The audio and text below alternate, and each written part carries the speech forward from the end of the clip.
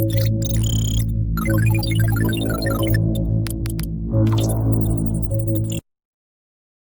को मेरा नमस्कार। आप सभी साथियों का स्वागत है हमारे अपने YouTube चैनल में। आप सभी से मेरा निवेदन है कि वीडियो को आखिरी तक ज़रूर से देखें, और यदि अभी तक आपने हमारे चैनल को सब्सक्राइब नहीं किया है तो प्लीज़ हमारे चैनल को सब्सक्राइब कर लें और साथ ही बेल आइकन को भी प्रेस कर लें ताकि हमारी नई वीडियो का नोटिफिकेशन आपको सबसे पहले मिल जाए।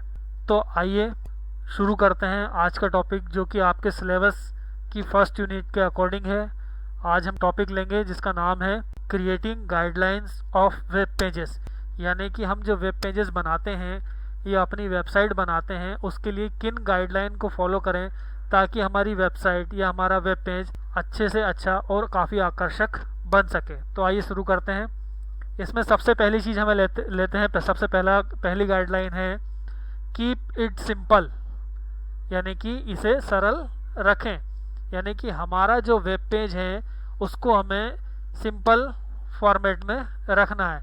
क्रेमिंग too much into each pages creates confusion. Visitors get frustrated when they have to scroll through a cluttered interface to find what they need. They keep your pages simple and your website will be easier to use. यानी कि जो बहुत ज़्यादा क्रेमिंग होती है websites में, क्रेमिंग मतलब कि अव्यवस्था, बहुत सारी चीज़ें एक साथ इकट्ठी कर देना, ऐसी जो स्थिति होती है वेबसाइट्स की वो काफ़ी कन्फ्यूजन्स क्रिएट करती हैं विजिटर को जो इन्फॉर्मेशन चाहिए उसके लिए उसे पूरी वेबसाइट्स पर घूमना पड़ता है, पेज को स्क्रॉल करना पड़ता है, जिससे कि यूज़र्स जो होते हैं वो फ्रस्ट्रेटेड हो जाते हैं, निराश होते हैं और हमारी वेबसाइट्स को पसंद नहीं करते हैं। तो हमें कोशिश करनी चाहिए कि हमारे जो वेब पेजेस हैं, हमारी जो वेबसाइट है वो सिंपल हो और यूज़र्स के लिए ईजी हो उसको यूज़ करना, और जो कंटेंट उन्हें चाहिए वो उन्हें ईजीली मिल जाए। हमें ऐसी कोशिश करनी चाहिए, इस तरीके से अपनी वेबसाइट और वेब पेजेस को डेवलप करना चाहिए। अगले पॉइंट पे आते हैं। अगला जो गाइडलाइन का पॉइंट है वो है मेक अ गुड इम्प्रेशन, यानी कि एक अच्छा प्रभाव बनाओ। When you meet someone for the first time you want to make a good impression. The same should be true for your website. The overall look and feel of your site is the first thing your visitors to notice. यानी कि जैसे कि जब हम किसी व्यक्ति से मिलते हैं, किसी पर्सन से मिलते हैं, तो हम चाहते हैं कि हमारा जो पहला इम्प्रेशन हो, हमारी जो पहली छाप हो वो बहुत अच्छी हो, उसमें कोई भी कन्फ्यूज़न, कोई भी बिगाड़ जैसी स्थिति ना बने। तो यही सेम चीज़ हमारी वेबसाइट्स पर भी लागू होती हैं कि हमारी जो वेबसाइट्स होती हैं वो इस तरीके से बनाई जाए कि कोई भी यूज़र अगर पहली बार हमारी वेबसाइट्स को ओपन करता है, हमारे वेब पेजेस पर विजिट करता है, तो उस पर एक ऐसा इंप्रेशन पड़े कि वो आकर्षण का केंद्र बने, जिससे कि विजिटर्स उसको नोटिस करें और खुद से ही दूसरे लोगों में उसको प्रमोट करें। ऐसा इंप्रेशन हमें बनाना चाहिए। अगला जो पॉइंट दिया है हमारा, अगला पॉइंट है प्रोवाइड इनिशिएटिव नेविगेशन, यानी कि जो वेबसाइट्स का नेविगेशन होता है उसको सही तरीके से वेब पेज को सेट करना चाहिए। There are few things more frustrating than not being to navigate a website. Section and pages should be well organized with a top bottom design so visitor can easily browse through the option. तो इसका मतलब क्या है कि जो हमारी website है उसको इस तरीके से डिज़ाइन किया जाना चाहिए, या हमारा जो वेब पेज है उसको इस तरीके से डिज़ाइन किया जाए कि जो विजिटर्स हैं उन्हें अपनी चाहिए गई इन्फॉर्मेशन को ढूंढने के लिए पेज को बार बार स्क्रॉल ना करना पड़े, पेज को या लिंक को बार बार क्लिक करके एक पेज से दूसरे पेज को जंप ना करना पड़े।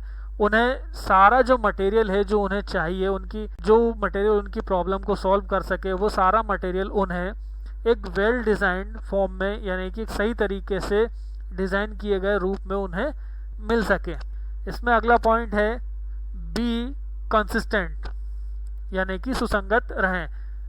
Users should not feel like they are visiting a new website each time they open a new page on your site.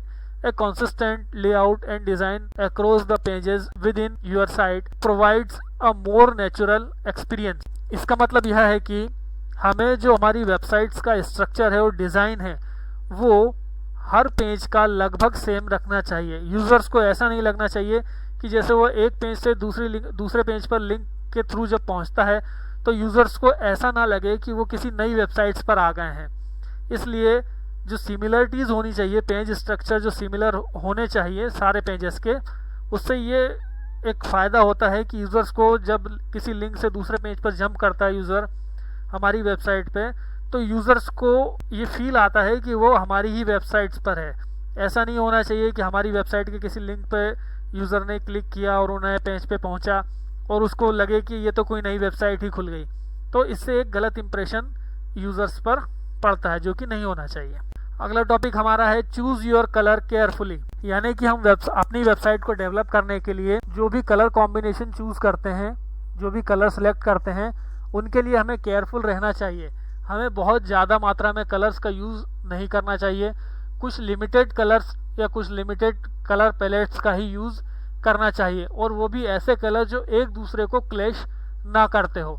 और इस चीज़ का सबसे ज़्यादा ध्यान रखना चाहिए कि जो हमारा कंटेंट है, जो हमारा टेक्स्ट है, जो इन्फॉर्मेशन है उसका और हमारे पेजेस का बैकग्राउंड इस तरीके से कलर जो चॉइस होती है इस तरीके से करना चाहिए कि कोई भी यूज़र्स हमारे कंटेंट को इजीली रीड कर पाए। इसी में अगला टॉपिक है हमारा अगला point, make your website responsive. तो अपनी वेबसाइट को रिस्पॉन्सिबल या रिस्पॉन्सिव बनाना चाहिए।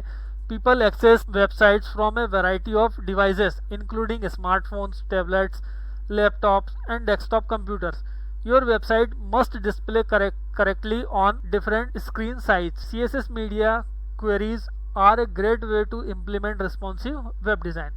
मतलब हमारी वेबसाइट जो होती है इस तरीके से रिस्पॉन्सिव होनी चाहिए कि यूज़र्स उस हमारी वेबसाइट को चाहे किसी भी डिवाइस पर ओपन करे, चाहे वो स्मार्टफोन डिवाइस पे ओपन करे, चाहे टैबलेट फ़ोन पर ओपन करे, चाहे लैपटॉप पे, चाहे डेस्कटॉप कंप्यूटर्स पे, किसी भी साइज़ की स्क्रीन पर जब हमारी वेबसाइट को एक्सेस किया जाए तो जो हमारी वेबसाइट है वो करेक्टली ओपन हो या करेक्टली एक्सेस हो पाए। इस तरीके से हमें हमारी वेबसाइट को स्ट्रक्चर वाइज तैयार करना चाहिए। जो CSS मीडिया क्वेरीज होती हैं वो इसके लिए एक बहुत अच्छा तरीका होते हैं जिनसे कि हम हमारी वेबसाइट को रिस्पॉन्सिव बना सकते हैं। इसमें अगला पॉइंट हमारा है डेवलप फॉर मल्टीपल ब्राउज़र्स, यानी कि जो हमारी वेबसाइट है उसको मल्टीपल ब्राउज़र्स, वेब ब्राउज़र जो होते हैं उनके लिए डेवलप किया जाए। जैसे कि हम सभी जानते हैं कि आज के समय में कई सारे वेब ब्राउज़र अवेलेबल हैं और अलग अलग लोग, अलग अलग विजिटर्स, अलग अलग यूज़र वेब ब्राउज़र्स को यूज़ करते हैं। जैसे कि मोजिला फायरफॉक्स हो गया, गूगल क्रोम हो गया, ओपेरा मिनी हो गया, या और भी कई सारे जो ब्राउज़र्स हैं, इंटरनेट एक्सप्लोरर, जिनको अलग अलग यूज़र्स अपने पर्पज़ के अकॉर्डिंग यूज़ करते हैं।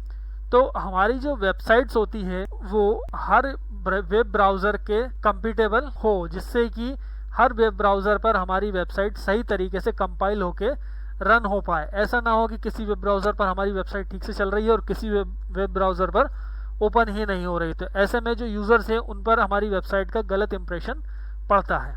अगला जो पॉइंट है हमारा, check your websites for errors, यानी कि हमें हमारी वेबसाइट के एरर की जाँच करते रहना चाहिए, क्योंकि एक छोटा सा एरर भी अगर हमारी वेबसाइट्स में आता है तो हमारे बड़े से बड़े अच्छे से अच्छे इंप्रेशन, बनाए गए इंप्रेशन को, जो भी हमने अच्छे से इंप्रेशन बनाए हैं यूज़र्स पर, एक छोटा सा एरर भी उस सारे इंप्रेशन को बिगाड़ सकता है। A small error can tarnish a great piece of work. If you are a webmaster, check your websites regularly for broken links and images that do not load correctly. Validate your HTML and CSS to make sure there are no syntax error. तो हमें क्या होता है कि हमारी website में कोई error generate ना हो, इसके लिए रेगुलरली हमें हमारी वेबसाइट के कोड को चेक करना होता है। जो लिंक होती हैं, ब्रोकन लिंक्स होती हैं, जिनकी लिंक टूट चुकी होती है, या जो लिंक्स हैं वो डैमेज हो गई होती हैं, या कोई इमेज होती हैं जो ठीक से लोड नहीं हो रही है, उनको देख के, उनका पता लगा के, उनका जो HTML और CSS का जो कोड होता है, उनके सिंटेक्स से जो एरर होती है उसको दूर करना चाहिए, ताकि हमारी वेबसाइट में कोई एरर जनरेट ना हो। अगला दिया है राइट योर ओन कोड, यानी कि अपना खुद का कोड लिखें। Whether it is HTML or PHP, nothing beats writing your code from scratch. If you build your site from templates and pre-written script, your design freedom will be limited. When you code your own page, you have full control over how they look and act. इसका मतलब यह है कि हम जो website बनाएंगे या हमें जो वेबसाइट बनानी चाहिए उसमें हमें अपना खुद का कोड लिखना चाहिए। कोड कहीं से कॉपी पेस्ट करना नहीं चाहिए।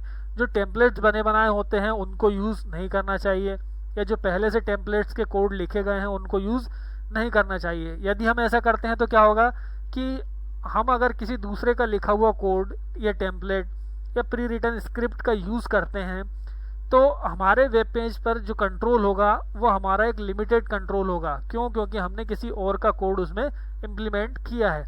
इसलिए यदि अगर हम हमारा कोड अब टाइप करके या अपना कोड खुद बनाकर, अपना कोड लिखकर अपनी वेबसाइट को तैयार करते हैं तो हमारी वेबसाइट्स पर हमारा पूरा कंट्रोल होता है कि हमारी वेबसाइट का जो आउटलुक होगा वो कैसा दिखाई देगा और हमारी वेबसाइट किस तरीके से काम करेगी।